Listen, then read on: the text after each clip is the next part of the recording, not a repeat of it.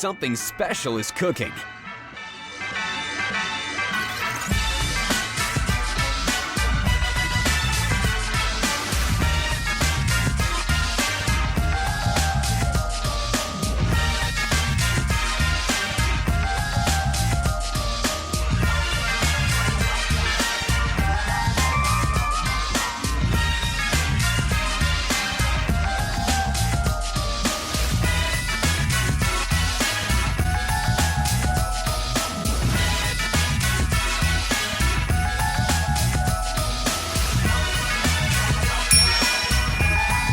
Join us in the Holly Jolly Kitchen.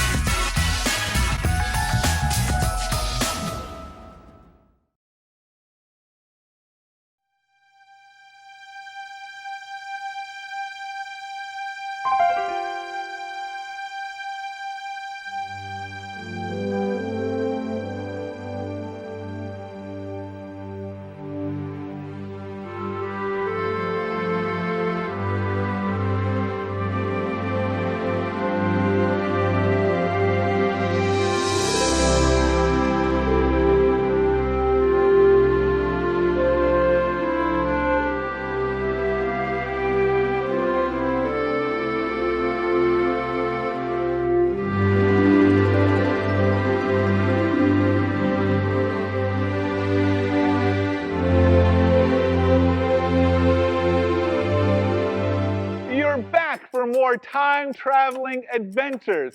Welcome back to the Institute of Future Technology. I'm so glad you're able to join us again.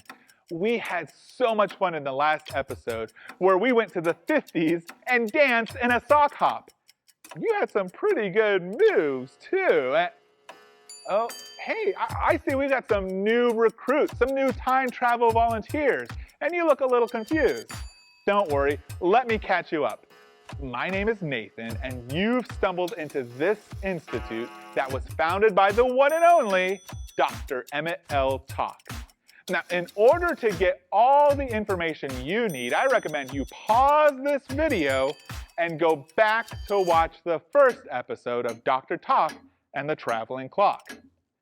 For the rest of my time travel volunteers, in the last episode, we fixed the timeline when Dr. Tock lost the money of a missionary trip.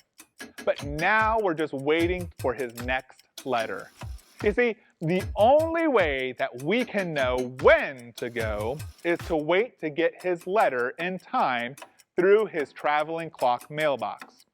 Once we get that letter, our mission will be set.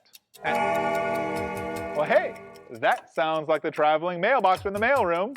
Let's go check it out. Yes! Ta-da! It is a letter from Dr. Tock. Here, let's take a look at what it says. Dear Soul City kids, I'm so happy you raised the money I lost for the missions group at the sock hop in the 1950s that I did a little dance myself. I wish I could tell you that our time-traveling mix-ups were done, but I'm afraid I've done something that threatens to derail one of our favorite series at Soul City Kids, Mystery Manor. Let me explain. I traveled to 1933 to visit Great-Grandpa Pif Paf from Mystery Manor to see how he was doing. When I met with him, I found out he was having trouble with his brother. In order to help with the situation, I tried to get them together. This only made things worse. Now Pif Paf sells the manor early, meaning we can never do a sequel to Mystery Manor. Fellow time travelers, please travel back to 1933 and convince Pif Paf not to sell his manor. The mysteries depend on it. As always, I have included blueprints that I believe will be essential to helping Pif Paf overcome his anger with his brother. Good luck, time travel volunteers. Your friend in time, Doc, Emmett L. Tock, May 31st, 1933. Wow, we get to go back to Mystery Manor and see what Great-Grandpa Pif Paf was like as a young person. This is going to be great. But we also need to think. If Pif Paf is angry with his brother, it can be tough to bring them together. And if that is indeed what causes Pif Paf to sell the manor, he may never get to solve mysteries there again. Luckily, Dr. Tock has sent us some blueprints that I think will help. Do you remember how to use a time machine? If you forgot, head back to recheck out our first episode. Are you ready, fellow time travelers? Then this is it. Step 1. Let's turn the time circuits on. Does it look like the time display readout is correct? Excellent, that's step 2. Step 3, input the destination. May 31st, 1933. Okay, I typed it in, and it looks like we're ready to go. Do I have any time travel volunteers ready to grab some socks and rub your hands together to activate the machine? Great! If you need time to grab your socks, simply pause this video. If you prefer, you can run in place instead so we can collect your kinetic energy. It's entirely up to you. All right, I need to plug in the time machine to the device that you're watching from. That way I can collect the energy that you produce. Okay, I think we're ready to go. Don't forget, on the count of 3, I want you to rub your socks together to generate the static electricity or to run in place to gather the kinetic energy. Don't worry, the microcapacitor will be able to collect it and gather it into the time tube. On the count of 3. 1, 2, 3!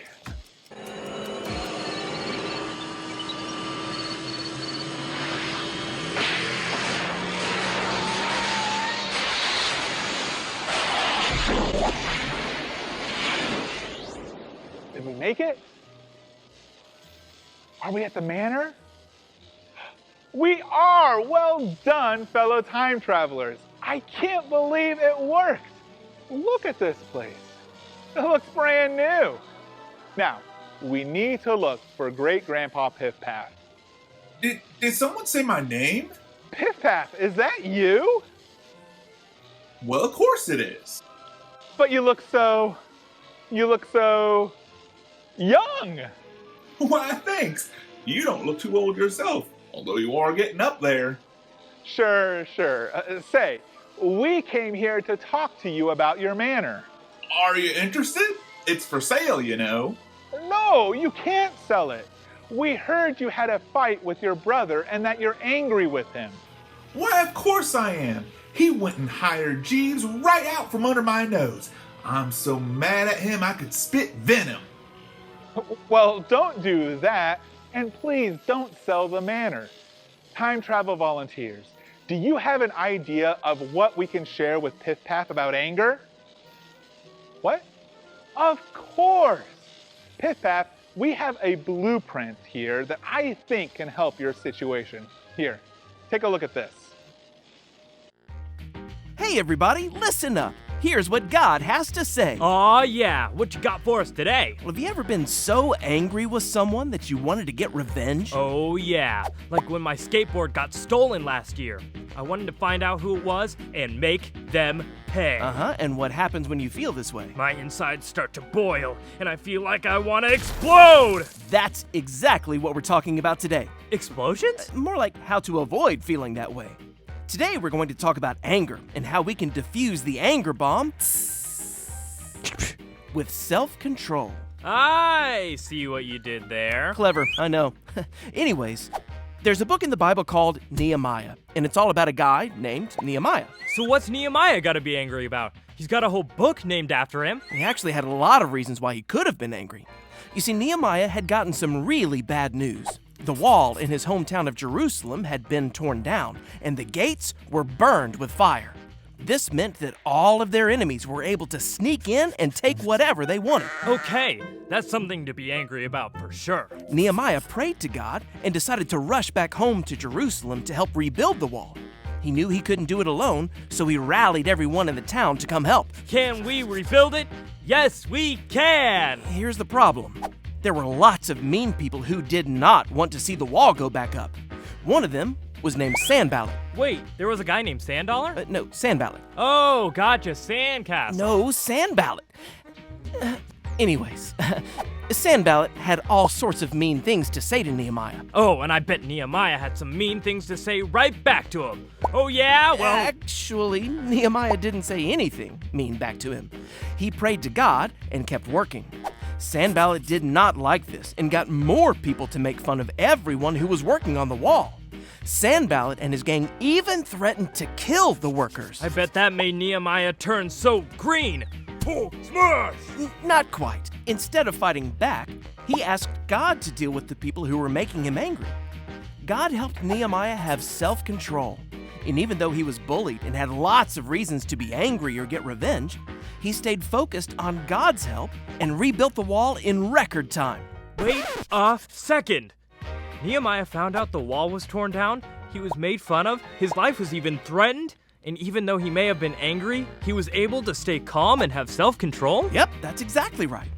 You see, we'll all experience anger, but it's what we do when we are angry that can help or hurt the situation. So, when I don't get what I want, or if someone makes fun of me, I might get angry, but it's how I respond that makes a huge difference. That's right.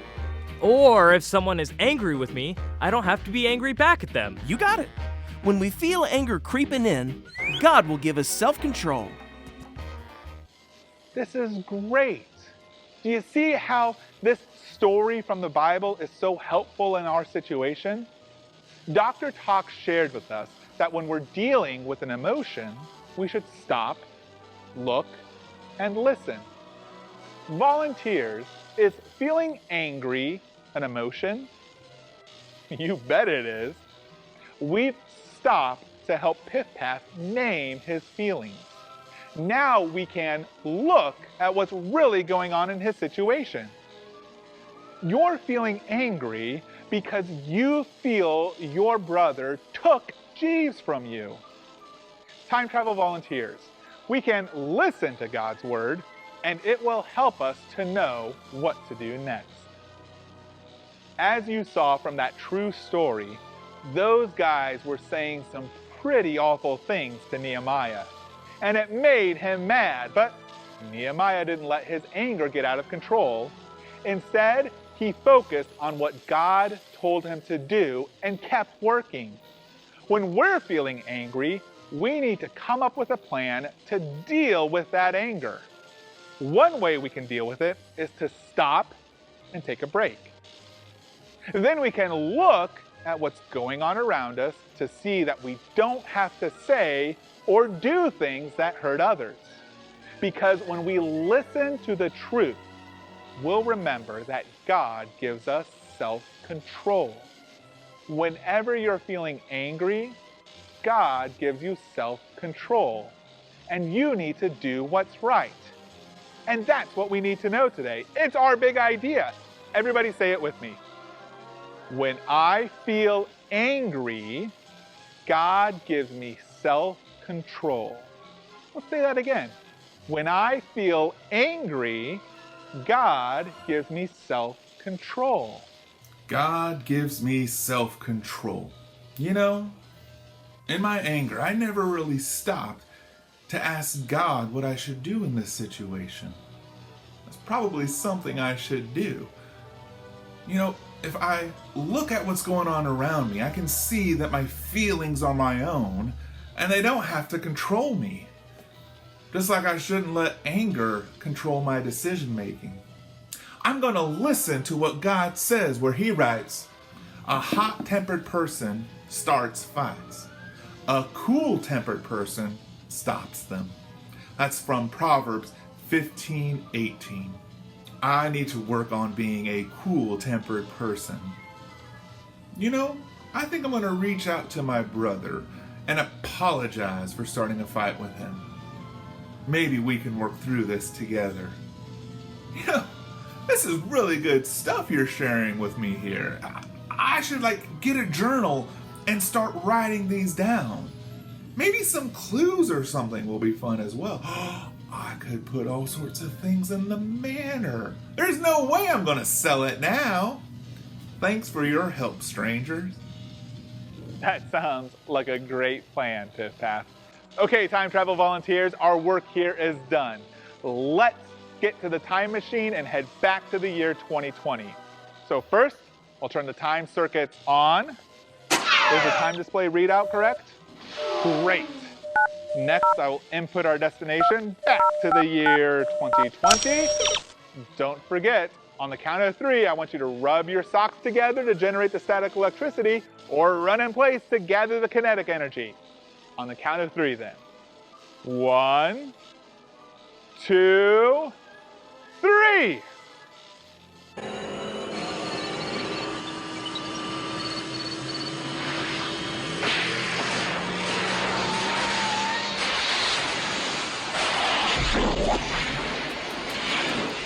Hey, we made it! We're back! Thank you, time travel volunteers. Now that we're back, we can safely wrap up today's episode. But before we go, let's pray and ask God to help us deal with how we feel.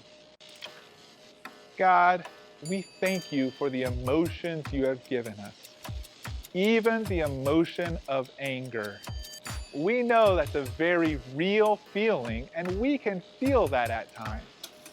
God, will you help us, give us self-control as we try to respond to our anger. Help us to respond in healthy ways. Help us to talk to our mom or dad or brother or sisters or friends or any trusted adult about the anger we feel and how we can respond to it. We thank you and we love you. In your name we pray, amen. Great job. Now there is one more episode of Dr. Tock and the Traveling Clock, and it's going to be available where he sends us another letter through time. Before you watch the last episode, take a minute to find your favorite worship song from our Soul City Kids YouTube page playlist and worship together with your family. Until then, one more time, I'll see you next time.